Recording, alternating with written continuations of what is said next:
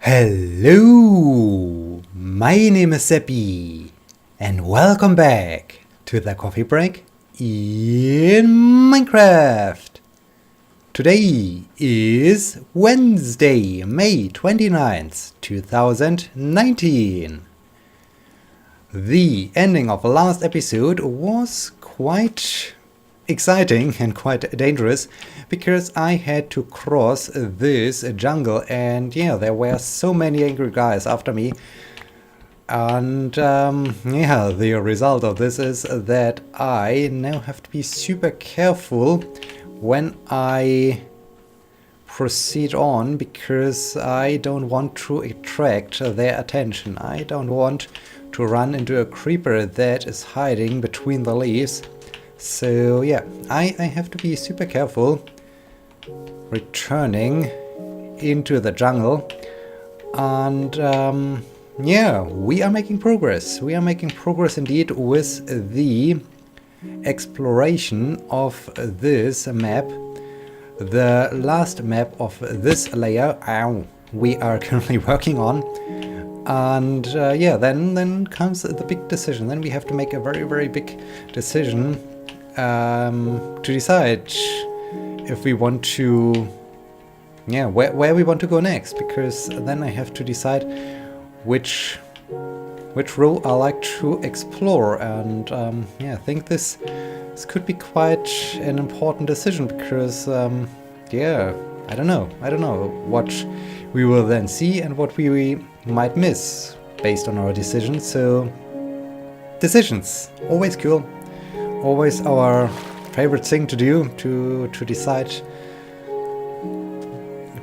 things like our fate, like our future, like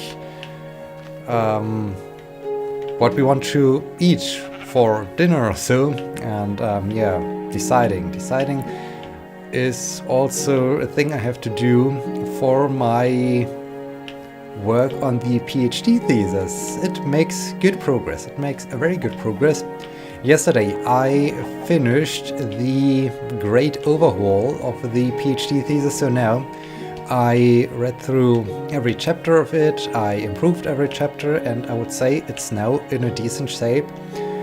And I think I could just submit it the way it is. Of course, there are a few things I like to polish, there are a few things I like to improve here and there, make it look a little bit more beautiful, and also find a way how I can add those quotes at the start of each chapter, because this is really a thing I like, when yeah, when you just provide a quick quote at the start of each chapter. It just gives everything a little bit more personality or so, because those quotes are selected by the author, and so yeah, it makes things more interesting, at least from my point of view. And so I like to do this. I like to well, I have to find some more quotes, because I think 2 or 3 chapters are still lacking a quote, and I'm not quite sure what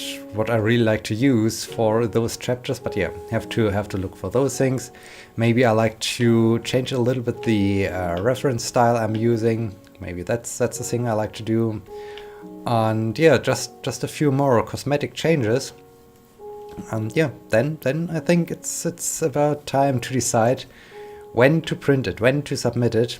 Of course, my second supervisor also needs to take a look at the thesis.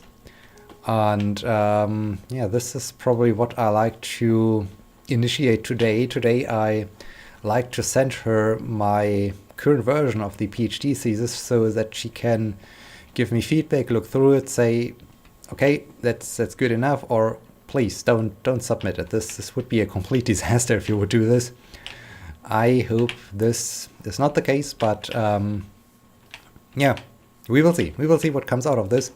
And then it's, as my professor, as my advisor said, it's my decision. It's up to me to decide when it's the final version and when it's time to print. And this basically determines my future? No, I'm not quite sure if this really determines my future, but I'm not quite sure it can have a significant impact on my future. But I'm not quite sure in which ways. In the end, it's just a weird feeling of, hey, after so many years, after such a long time of working towards it, of going through bad moments, good moments, confusing moments, I suddenly get close to the end, and yeah, it's a little bit weird, because once I have submitted it, it's basically the end of this time as a PhD student. Of course, I have to wait for the end of the grading process. They have to write a review, and then I have to defend my thesis and do so many other things until I'm really done with my PhD. But the major, most important step of actually writing this PhD thesis is then over, and yeah, it's, on the one hand, I can't wait for it. I can't wait for the moment. On the other hand, I'm also a little bit unsure about this, because it will start a completely new stage of my life, basically, when it's suddenly over, when suddenly the PhD is done, and I can re-evaluate everything and decide again where to go next, what's coming up next, what to do now. And I think this is quite an interesting thing to think about, and it's also quite exhilarating, more or less, because after so many years, suddenly this big change. So yeah, I think you can imagine how I feel and why I started this episode with the topic of making big decisions, because that's truly a big decision to put an end to this. And as I said, I can't wait for it. But on the other hand, it's also a little bit like, okay, am I really ready for it? Of course, I'm ready for it, more or less. But yeah, it's just strange to think about. Okay, now then there are other tasks, other activities, other things coming up, and that's exciting. That's very exciting. So yeah, I'm happy. I'm super happy that I got that far, that I finished basically the thesis yesterday. This is a great moment. This is a really great feeling. I still haven't fully realized it, that I am that far, that basically it's now more or less ready to be submitted. That I think this still takes some time until I finally really understand what's currently going on, and what I am currently doing, and how far I got, and so on. So yeah, that's crazy. It's just crazy. It's overwhelming, crazy, and at the same time very cool, very exciting. So yeah, that's about it. That's more or less about it. Yeah, what else? Doing a lot of sports still. I'm not quite sure. It's not really an injury. I might have just overstressed a little bit my left arm or so last Wednesday, as we've been to the boulder hall, and I climbed up a few boulders during this time, during Wednesday evening. I noticed, okay, my left elbow started to hurt, and I was thinking, oh dear, are they forcing their way through the trees? This one is even floating. Oh, there's some free bamboo. That's interesting. Let's grab the free bamboo. What's going on here? There's a lot of free bamboo. Something must have collapsed here. That's interesting. But yeah, ooh, am I full? No. Ah, okay. Everything's fine. Yeah, I noticed while being in the boulder hall. Okay, my left elbow hurts a bit, but I thought, okay, it will be fine. So let's just try another route. I did so, and then suddenly I really had a very strong pain in my left arm, and I had to abandon climbing for the rest. Ooh, hi! 2 pandas. Cool, last time we had 1 panda, now we have 2 of them. That's beautiful. That's neat. Is it okay when I sleep right next to you, panda guys? Hope so. So yeah, luckily it stopped hurting over time, and I'm still able to do my normal sports. So it's no problem to go swimming, it's no problem to go running, it's no problem to go to the gym, but I have to be super careful with, wow, this is interesting to move through those bamboo gardens. That's cool. But it still hurts a bit, so I need to be careful, especially because the triathlon situation is, ooh, there's a cat. Something. Right? There's a cat over there. There's something. It's beautiful. Oh, we see so many great creatures. That's cool. That's cute. Can we get closer to this little guy? That'd be cool. Hi. How are you?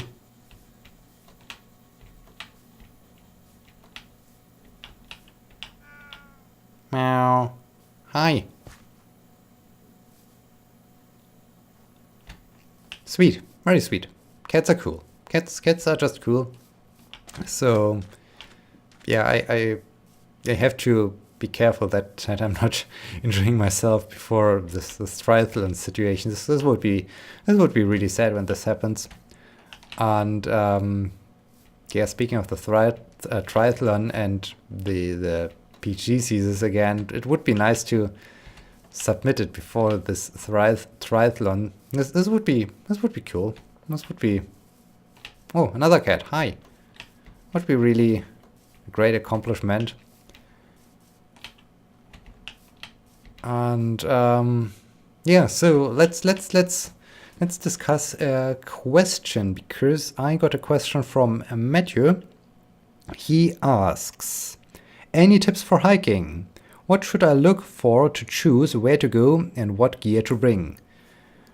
By the way, when I read this question, I think I missed out on a different question. I remember that Matthew wrote a very long comment with a question, and I haven't discussed this yet. So I have to look back to the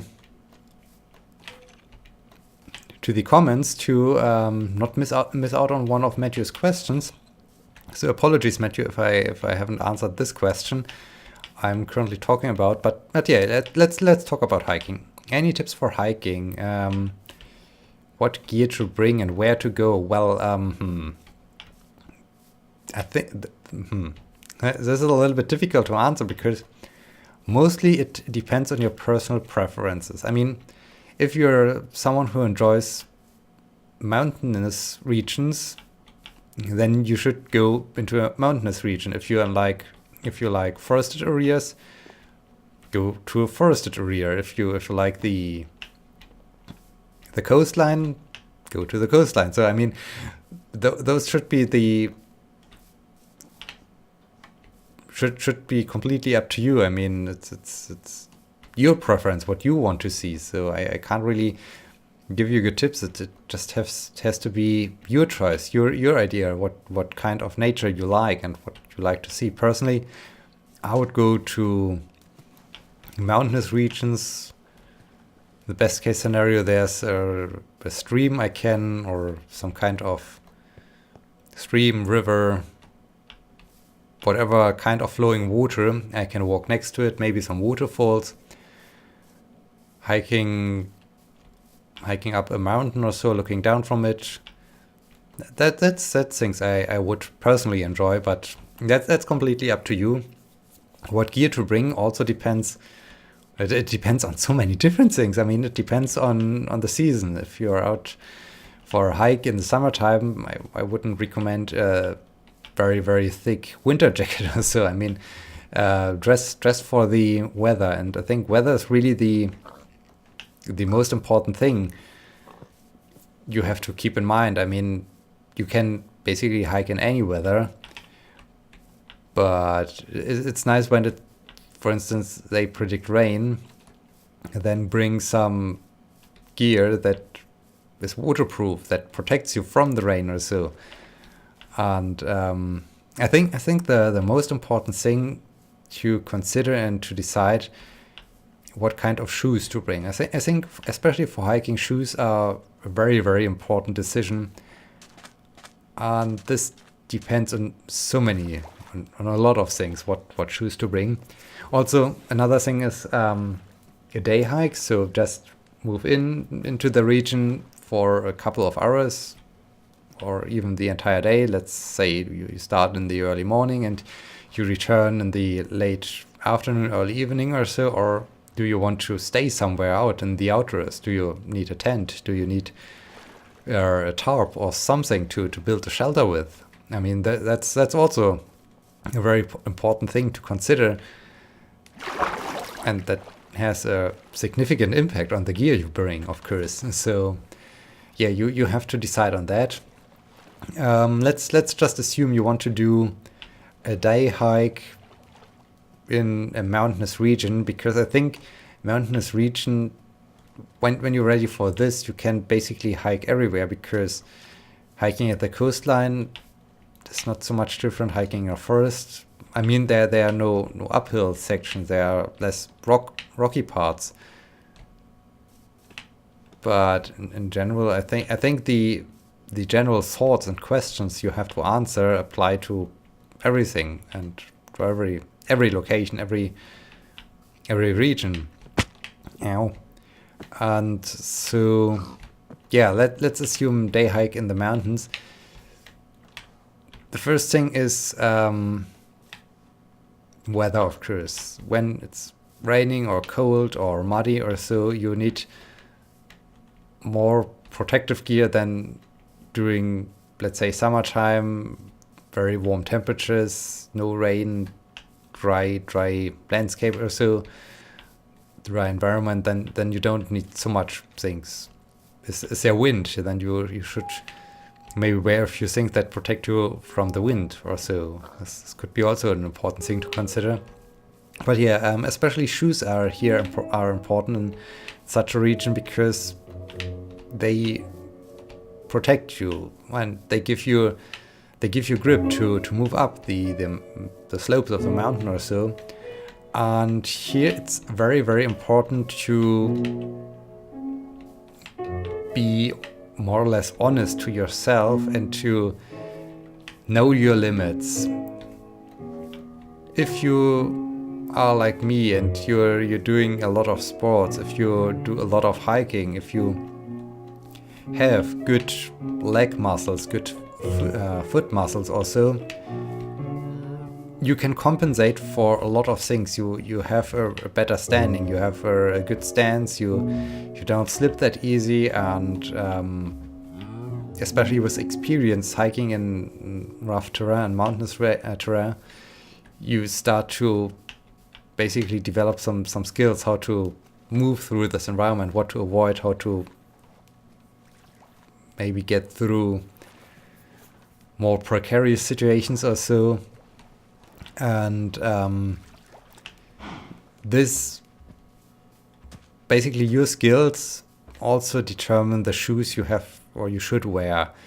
If you're not very well practiced, if you don't have good leg muscles and so on, you definitely need to wear thick hiking boots because they just give you a better grip, they give you a better stance, they protect you from rocks, they protect you from twisting your ankles. They are just more helpful for getting through this. However, and here comes the point where your personal skill plays a significant role. When you're well trained, those boots are also a little bit uncomfortable over time because they are sturdy, they are heavy, they are not as flexible, they might even slow you down a little bit or so. And in this situation, I prefer trail running shoes because they also have an awesome grip and they are much lighter, they are much easier to wear, they give you much better flexibility and different options, but you're not that much protected against sharp rocks, against twisting your ankle. You just have to have the right muscles, you have to know what you're doing.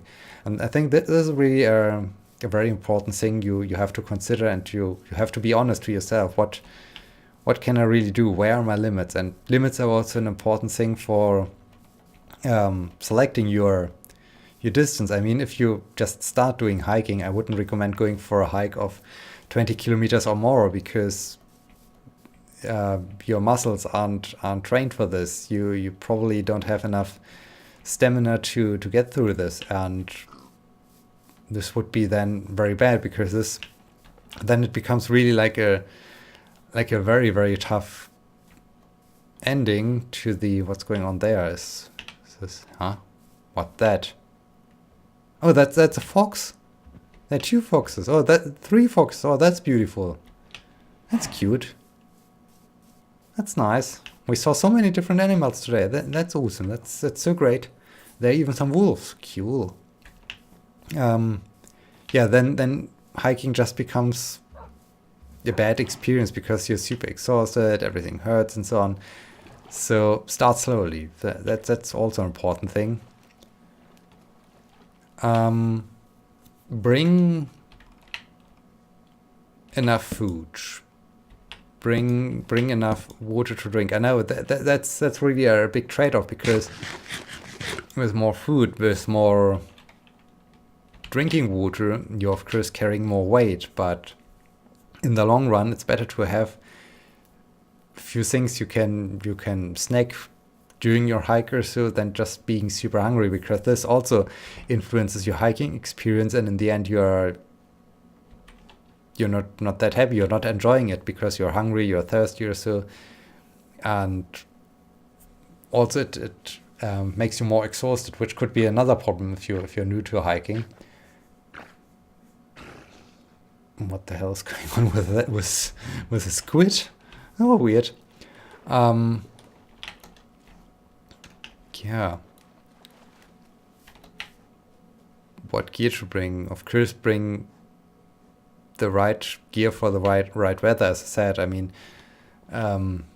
also sometimes it could be good to have long pants when you're moving through shrubberies, bushes and so on during summertime, to avoid getting ticks on your legs. I mean, that's always a very unpleasant situation when this happens to you. So yeah, wear long pants if you move through shrubberies or so. What other tips? It's sometimes good to have proper hiking clothes, so those that transport the sweat from your body to the outer side of your clothes or so that you're not wearing a very, very wet t-shirt or so. This is also quite uncomfortable and not very fun, so yeah, consider this, but you also have to, of course, think about what do you like to do. I mean, if it's the first time going hiking or so, you don't need a lot of gear. I mean, often people have so much gear, so many different things, and they are just hikers on a very, very occasional basis, so they don't need it. You need also to decide, okay, do I really need this gear? or do I just want to have it to impress other people also? I mean, this is also a different thing.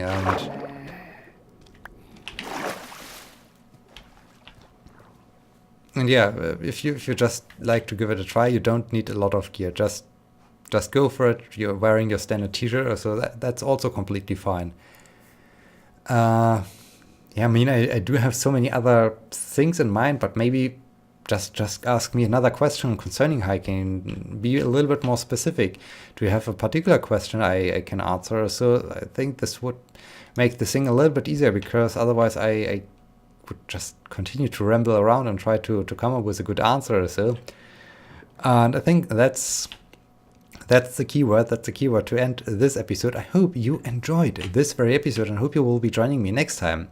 Thank you so much for watching. Until then, my name is Sebbi. See you!